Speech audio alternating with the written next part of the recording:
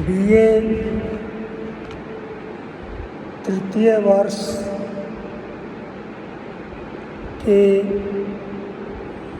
द्वितीय प्रश्न पत्र में आप सबका हार्दिक स्वागत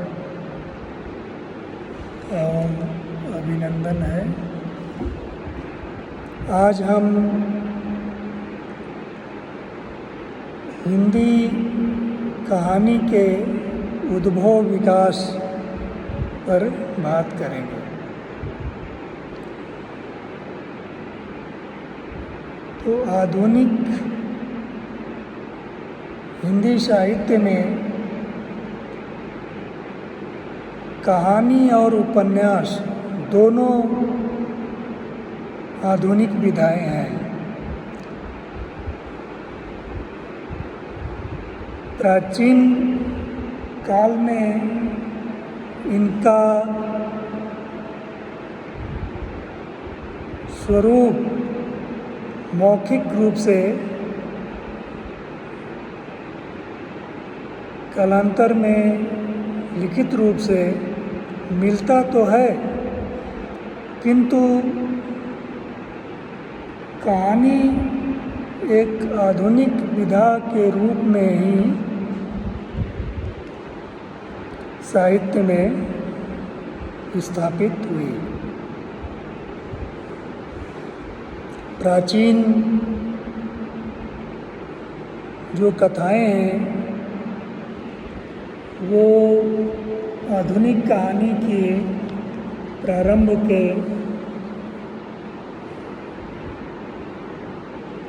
परिचायक हैं और हिंदी में इनका आधुनिक कहानी से विकास क्रम को जोड़ते हुए अगर हम देखें तो कथाओं का जो प्रारंभ हुआ उसको हम ऋग्वैदिक काल के शतपथ ब्राह्मण, जो ऋग्वेद के बाद जो ग्रंथ लिखे गए, वो शतपथ ब्राह्मण में जो कथा आती है महाप्लावन की, वो भी एक कहानी का रूप है, जिसको आधार बना करके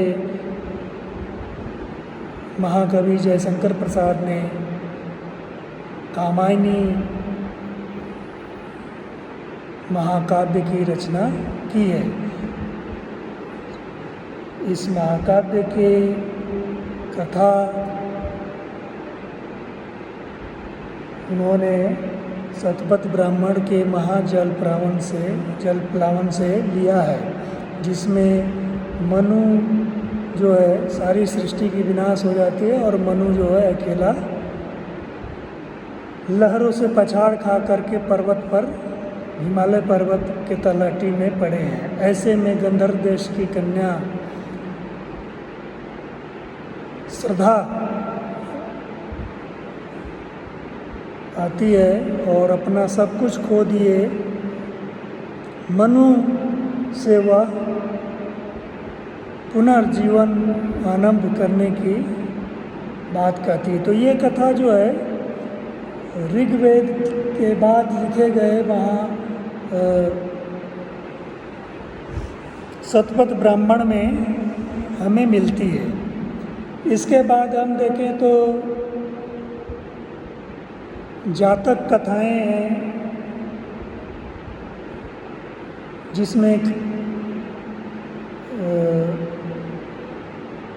कहानी का स्वरूप हमें दिखते हैं, या उससे पहले और देखें तो उपनिषद में कई तरह की कथाएं आती हैं, प्रसंग आते हैं जो कहानी के रूप का परिचय एक तरह से देते हैं। कालांतर में हितोपदेश,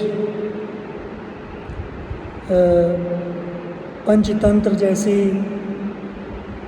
रचनाएं हैं जिसमें कहानी का स्वरूप हमें देखने को मिलता है। तो पंचतंत्र से पहले चाहे वो बृहत कथा हो अपभ्रंश की,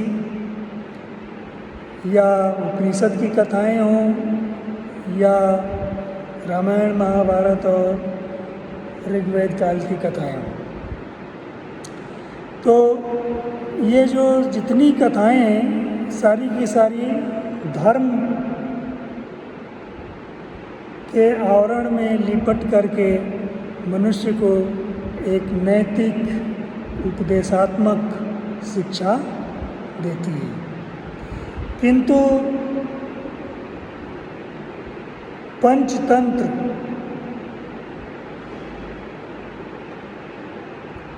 और हितोपदेश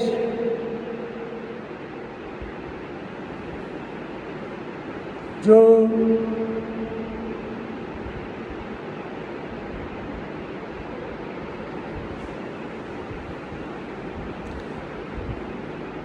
नारायण पंडित और विष्णु शर्मा की रचनाएं हैं, इसमें पशु पक्षी तथा अन्य प्राकृतिक जीव जंतुओं के माध्यम से दोस्ती, धोखेबाजी इत्यादि इत्यादि भावों पर रचनाएं प्रस्तुत की गई हैं। इन कथाओं में कोई धार्मिक आग्रह नहीं दिखता, अर्थात ये कथाएं धर्म के आवरण में हमारे समक्ष नहीं आती। इसलिए इसके बाद जो कहानी का विकास होता है वो धीरे धीरे धर्म से कहानी मुक्त हो जाती है और ये जो आधुनिक काल में कहानियाँ लिखी गई उसमें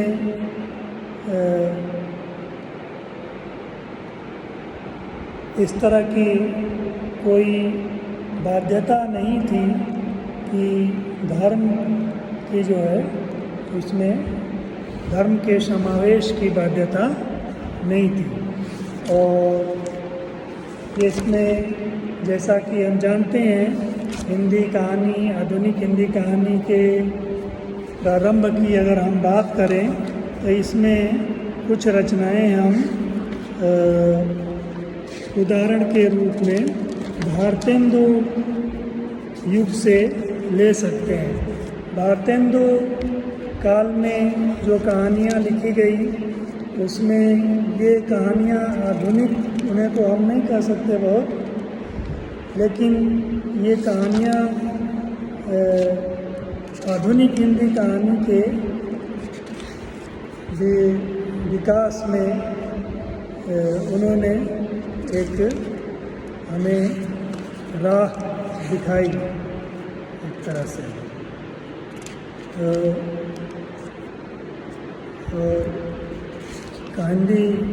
कहानी में जो हम देखते हैं कि भारतेंदु हरिश्चंद्र ने कुछ आप बीती कुछ जग बीती जैसी रचनाएं प्रस्तुत की, एक अद्भुत अपूर्व स्वप्न। तो इस तरह की रचनाएं निबंध के रूप में है, निबंधात्मक रूप से ये प्रस्तुत किए गए हैं। तो कथा इसको जो है कहानी के प्रारंभिक चरण के रूप में हम इन्हें जो है मान सकते हैं। अब हम अगर इसके बाद देखते हैं तो सही मायने में आधुनिक हिंदी कहानी का विकास द्विवेदी, हजारी प्रसाद द्विवेदी जी के समय हुआ, जिसका समय 1900 से 1920 या 18 कर सकते हैं, 18-20 तक कर सकते हैं। द्विवेदी जी जैसा कि सरस्वती पत्रिका के संपादक के रूप में 1918 में अवकाश ग्रहण करते हैं।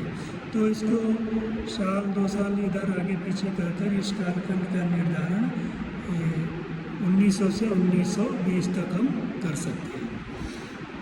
और इस युग यह एक कहानियों का एक तरह से प्रारंभिक दौर था। इन कहानियों पर भी घटना वैचित्र का प्रभाव हमें देखने को मिलता है। यह अवश्य है कि हिंदी कहानी उपन्यास की अपेक्षा भाव व्यंजना की ओर से ही झुकी रही है। हिंदी कहानियों के जो प्रारंभिक रूप है वो हमें सरस्वती नामक पत्रिका में ही देखने को मिलते हैं, जो कहानी के रूप में एक तरह से द्विवेदी जी द्वारा प्रकाशित किए गए। सरस्वती पत्रिका के साथ साथ कुछ अन्य पत्रिकाओं में भी इस कालखंड में कहानियाँ लिखी गई। यही कहानियाँ जो है आधुनिक हिंदी कहानी की आधार रूप में हमारे सामने आती है। इन कहानियों पर हम